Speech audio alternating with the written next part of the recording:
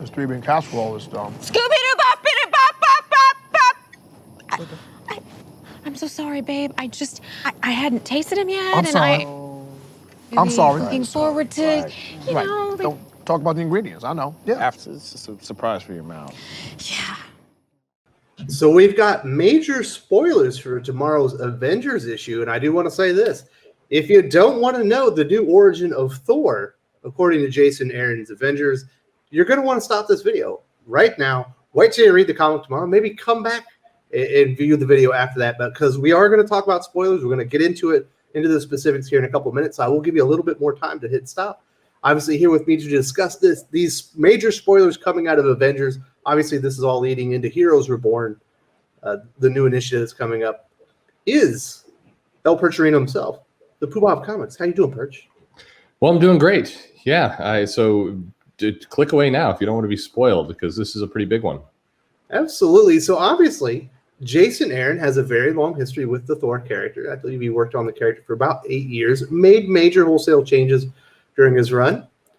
He's been doing a lot of things since his Avengers run. I believe one of the big initiatives he introduced was this like 1 million BC Avengers team, where it was established. Like, I think Odin was a team member, and also Phoenix was a team member, correct? That's right. Yeah, it Yes. basically featured iconic prehistoric versions. I mean, you had a Ghost Rider kind of riding a mammoth. Yeah, mammoth, and you had all this stuff. Yeah. So during those stories, I guess it's been established that Odin and Phoenix had some type of physical relationship. Yeah. They were lovers, if you didn't know that, Perch.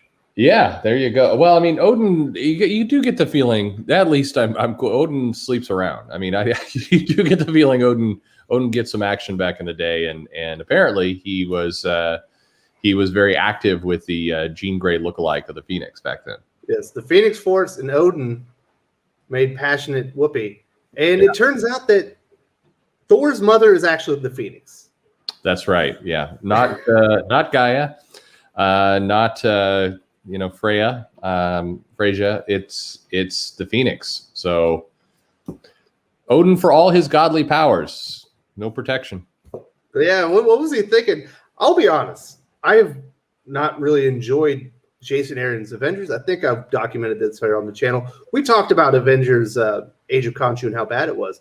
But I think Jason Aaron might be reaching new lows with this series. Obviously, like I said, he had enough time to work with Thor and change his origin. Why he chooses to do this now, and why he's doing this particular change, it baffles me. It's not like Freyja wasn't like an important character in the history and lore of Thor in the comic books.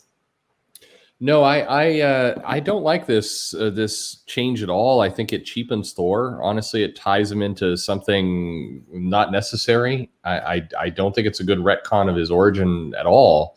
And it is kind of a shame. I mean, you have to look at this and wonder, Donny Cates is leaning in really heavily to kind of a mythology. He's got the torch of Thor right now, and he's establishing his own thing.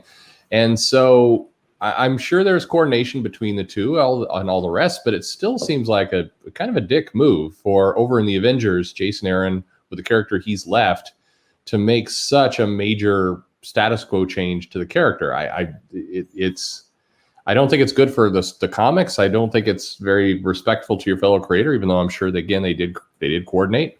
No, I don't. I think this is a terrible move. There does appear to be some level of coordination between Donny Cates and Jason Aaron, because the last issue of Avengers leading into this Heroes Reborn story is supposedly a King in Black tie-in book, even though it happens after King in Black is over. Did you notice that and also think it was strange? Yeah, it is strange timing. I mean, I think they've got to set up the action from. They've got to put these stories in some kind of order. It feels like this Phoenix tournament is happening pre-King in Black, continuity-wise, even though they're happening at the same time. That's going to cause some troubles down the line, but it does. I don't know. They're doing some ordering. It's weird. I think for fans, it's a little confusing why this is. Everything at Marvel is confusing right now. Like, nothing feels like it's in order. We have everything overlapping. We're not getting any issues of, what is it, Hellions, X-Men, X-Factor for an entire month. Like, did they just fumble the ball so badly that everything is out of order right now? It's strange. I mean, there is a very bad scheduling problem, and perfectly reasonable if this was happening in like September, October of last year when they were coming out of the pandemic and things were very much still all over the place. But now in January, February, seems a little weird. And you're seeing these like the missing X-Men and Hellions and X Factor for April. There's no good clear message to any of the consumers, and that combined with very, very strange retcons like this, Thor's mom is a phoenix. I mean, it's not a good thing. So, comic fans, generally speaking, aren't the most receptive consumer base when it comes to change. When you make a really pointless, stupid change like this one, they're going to be even less so. Like, what are Marvel expecting the reception to be to this change? People are just going to be pissed. I guarantee what is there going to be, like 2% of Thor and Avengers readers are going to be like, oh, that's cool. 98% or 90% are going to be like, this is stupid, and 8% will be like, I don't care. Yeah, this doesn't seem like a change that people are really going to accept. Now, I know I do think comic fans are sometimes too quick not to accept anything new. I get that. I think that's valid criticism. But again, why you have to tie everything together like this? I mean, Thor had a very established mythology, a very established background, one that, had a lot of stories left to tell. And to me, it seems like a real cheapening of the character and what it is to tie this now to the Phoenix. It's an unnecessary connection. Yes, it changes Thor's world forever, but is it in a good way? Does any of this lead to something that is going to be positive for the character going forward? Like, you're going to make this wholesale change. What value are we supposed to get out of it at the other end? I don't see much. So I do think some fans are going to be pretty annoyed by it. I think it's going to be another case where people are yelling, and I think it's going to be another case where the comic pros are pushing back, saying, you bitter fans need to just accept new things. And I think it's just, I can see the argument play out. You can already predict exactly how this is going to go. At the end of the day, are there going to be good comics and good stories coming out of this? I doubt it. No, we haven't been having good comics or good stories coming out of Avengers, generally speaking, for quite some time now. Do you think maybe that's kind of the part of the strategy from Jason Aaron? Avengers hasn't had much steam for quite a while. Maybe he needs a little bit of controversy to bring some eyes in on the product and hopefully, get some buzz around it. Do you think that maybe that's the strategy? Yeah, I think that's some of it. There is a way in Marvel editorial where they do these things when a title doesn't have kind of buzz or good numbers and they're trying to do something. They go for a highly controversial change that I think they suspect is going to piss off the fans, but it'll get people talking. And you hear that around Marvel a lot. They say, we're going to get people talking. That's a good thing. We want them to be talking. The problem is, if you look at the last several of these kind of big retcons and things they've done, the talking doesn't equate to sales. They got people talking when they revealed that Iceman was gay. It actually never created a bump in the sales of the comic. Yes, it certainly got people talking, but none of it led anywhere positive from a sales perspective. And so as they've done these things, whether it's a shocking death or this or that, it just, none of this is having a sales impact. So I don't know why Marvel continues to kind of push this logic of we need to get people talking. That's what this title needs. What this title needs is just good stories. That would be what this title needs. Absolutely. And I'm sure you hear it from your viewers as well. At this point, a lot of the viewers of my channel think that they're being actively trolled by Marvel Comics with the stories that they're paying money for. That's never going to be a good feeling. No, and I don't think I do get that a lot. I don't think that's a strat. I don't think anybody at Marvel is thinking, hey, let's screw with the fans in this way. I don't believe they're sitting around thinking that. That is kind of the result of what's happening. But it represents this very large disconnect between the people at Marvel, particularly in editorial, and the customers, where they're not seeing things the same way. They're on completely different pages. And for whatever reason, there's not a recognition that that's happening. Or if there is, it's well, the fans are wrong, they'll come around is kind of the answer. It's a very strange disconnect. I'll be honest with you. Again, as you know, I do those sales number videos.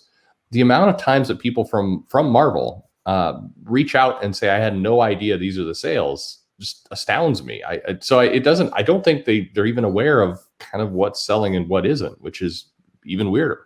Like the causality relationship between what they're doing and how the customers are reacting, they're unaware.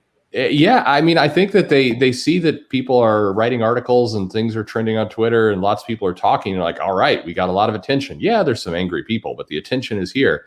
But there doesn't seem to be that. So did this show up in the numbers or not? It's very baffling to me. I don't get it because, but you can go back, you can look at multiple events and it's the same play out every time.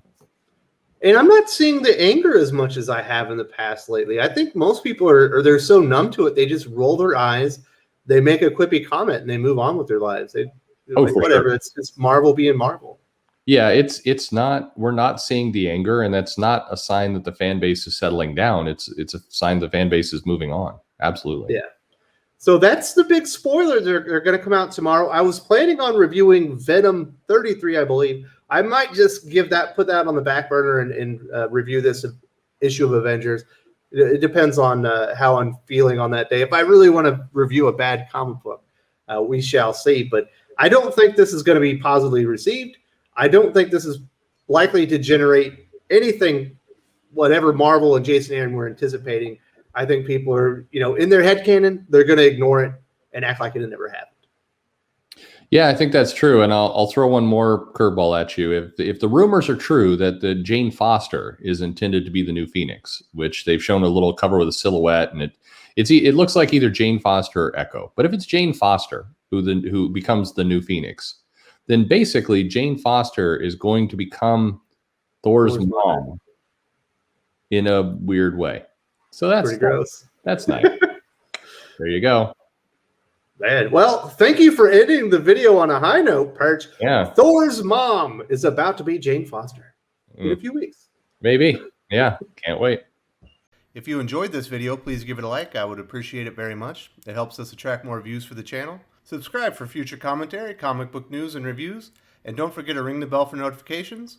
If you want to talk comics, movies, and much, much more, you can follow me on Twitter at Wes_from_TC. With that, Salamat Po, and I'm out.